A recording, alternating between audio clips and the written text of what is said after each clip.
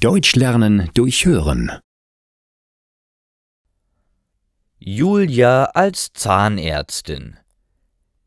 Ich habe so große Schmerzen, sagt Julias Patient. Er liegt auf dem Behandlungsstuhl und stöhnt. Machen Sie den Mund auf, sagt Julia ruhig. Sie nimmt ihr Werkzeug und schaut mit einem kleinen Spiegel in den Mund des Patienten. Er hat schöne Zähne, aber das Zahnfleisch ist entzündet. Die Lösung ist schnell und einfach. Julia reinigt und desinfiziert die entzündete Stelle. Dann gibt sie dem Patienten eine Creme, die die Bakterien tötet. Wenn es in 3 Tagen immer noch weh tut, kommen Sie bitte wieder zu mir, sagt die Ärztin. Der Patient ist sehr dankbar. In solchen Momenten denkt Julia, die lange Ausbildung hat sich gelohnt. Jahrelang hat sie Medizin studiert.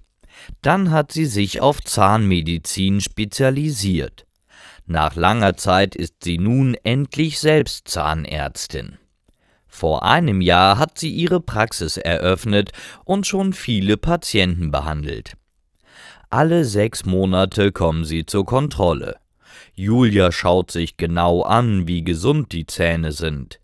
Oft führt ihre Assistentin eine Prophylaxe durch. Dabei werden die Zähne gründlich gereinigt. Manchmal hat der Patient Karies. Dann muss Julia eine Füllung machen.